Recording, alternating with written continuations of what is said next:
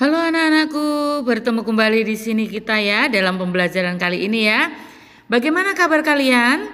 Tentunya baik-baik semua ya. Ya, semoga kalian semua dalam keadaan yang sehat.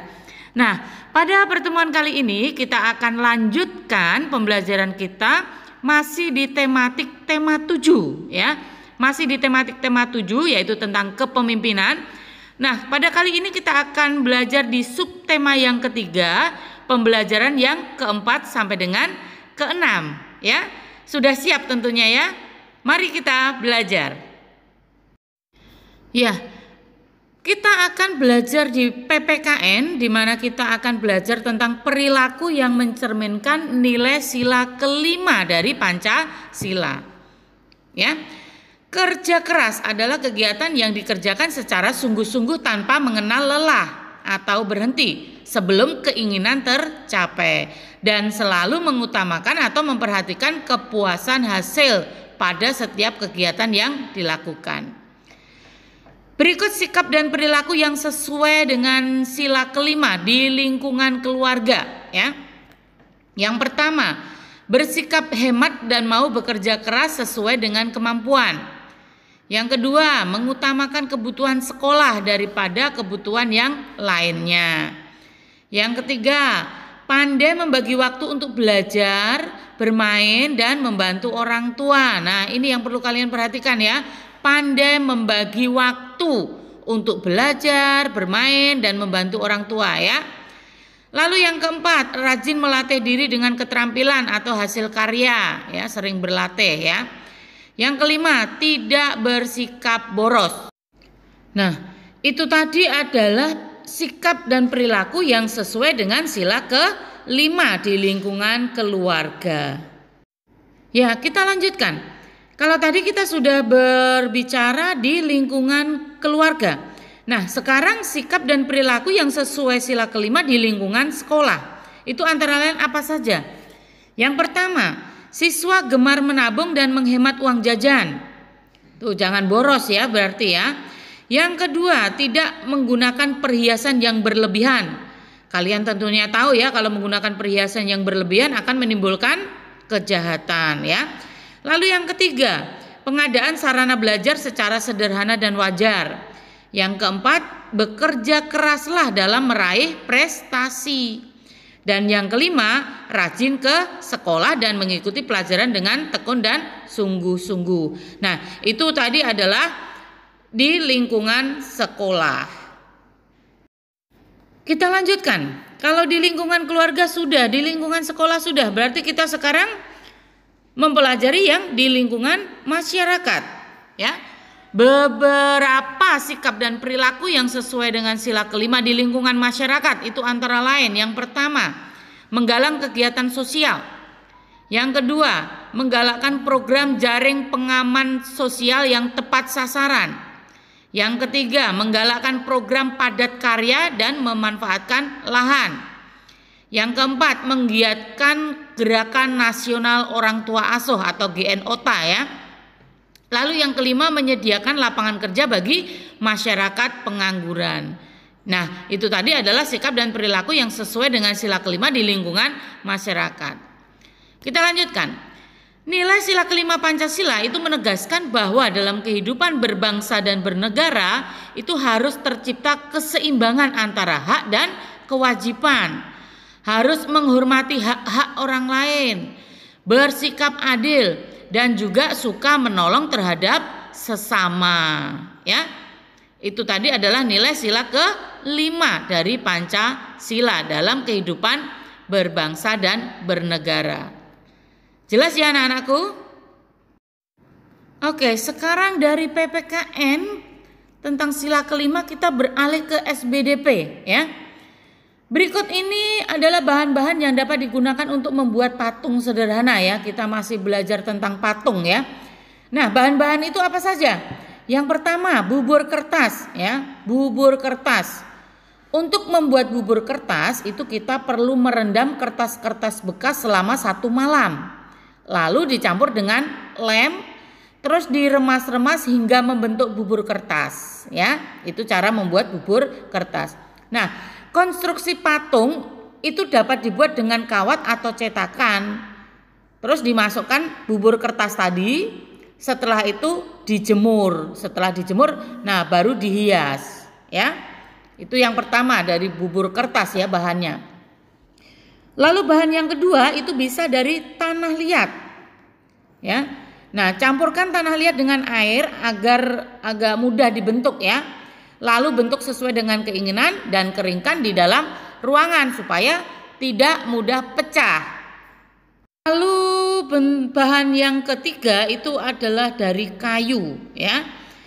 Bentuk dan pahat kayu sesuai dengan desain yang dibuat. Itu biasanya berupa ukiran-ukiran ya kalau kayu ya. Nah, itu tadi adalah bahan-bahan yang dapat digunakan untuk membuat patung sederhana. Kita lanjutkan. Bahan lunak yang dapat digunakan untuk membuat patung itu diantaranya tanah liat, semen, lilin atau plastisin, bubur kertas, sabun, dan gips. Patung dari bahan plastisin itu dapat dibuat dengan teknik membentuk atau dengan menggunakan tangan, membatsir, mencetak, modeling, coiling, pijit, dan slabing. Nah, kalau teknik mengecor atau mencetak itu adalah teknik yang dipakai jika media yang digunakan itu bersifat cairan ya, untuk cor ya. Lalu teknik modeling itu adalah teknik membuat suatu bentuk dengan cara memijit, meremas dan membentuk sesuai yang diinginkan. Ada juga teknik konstruktif atau menempel adalah teknik membuat patung dengan cara menempelkan bagian yang satu dengan bagian yang lain sedikit demi sedikit. Nah, dalam teknik-teknik patung, cara membuat patung itu sebetulnya sudah dijelaskan di materi yang sebelumnya ya, yang pembelajaran 1 sampai 3. Tapi kita ulang lagi, ya. Oke. Paham ya anak-anakku ya? Kita lanjutkan. Dari SBDP tentang membuat patung sederhana kita beralih ke IPA. Dan lagi-lagi kita akan berbicara masih tentang pubertas ya, masih tentang pubertas. Masa pubertas adalah masa terjadinya perubahan fisik dan mental anak laki-laki dan perempuan. Masa pubertas merupakan masa peralihan dari anak-anak menjadi dewasa atau menuju kedewasaan. Nah, biasanya anak perempuan itu mengalami masa pubertas itu lebih cepat, yaitu pada usia 8 sampai 13 tahun. Sedangkan anak laki-laki itu mengalami pubertas itu pada usia 10 sampai 15 tahun. Ada 2 jenis perubahan yang terjadi pada masa pubertas, yaitu apa? Perubahan primer dan sekunder ya. Nah, perubahan primer itu disebut juga perubahan utama yang terjadi di dalam tubuh. Perubahan primer berarti mengalami kematangan organ reproduksi. Lalu perubahan sekunder disebut perubahan fisik yang ciri-cirinya nampak pada tubuh laki-laki dan perempuan. Ya, jelas ya anak-anakku ya. Dalam pubertas ini ya, baik itu perubahan primer dan perubahan sekunder ya. Oke, kalau jelas kita akan lanjutkan. Ya. Dari IPA tentang pubertas kita beralih ke bahasa Indonesia di mana kita akan pelajari lagi masih dalam hal berpidato ya. Berpidato itu mementingkan ekspresi, gagasan serta penalaran dengan memakai bahasa lisan yang mendukung aspek non bahasa seperti ekspresi, wajah, pelafalan, kontak pandang dan intonasi suara.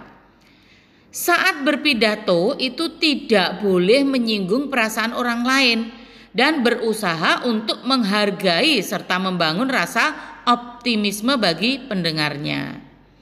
Nah, sekarang persiapan apa saja yang harus dilakukan sebelum berpidato?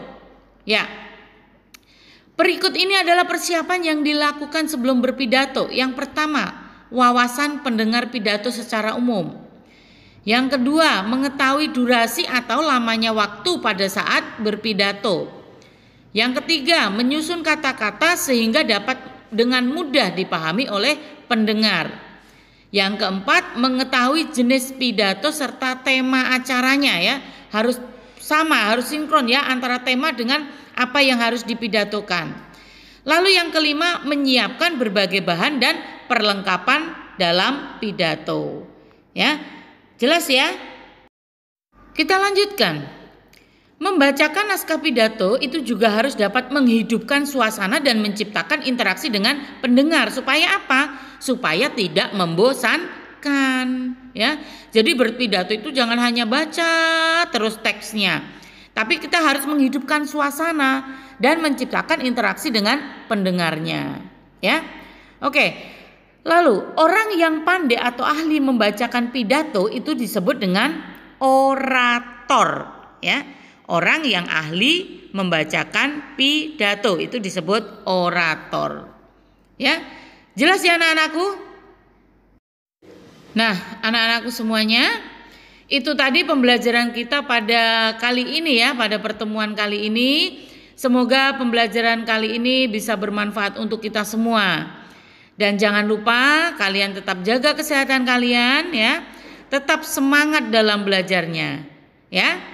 Nah, sampai bertemu kembali dengan materi pembelajaran yang selanjutnya di pertemuan yang selanjutnya. Salam sehat selalu untuk kalian.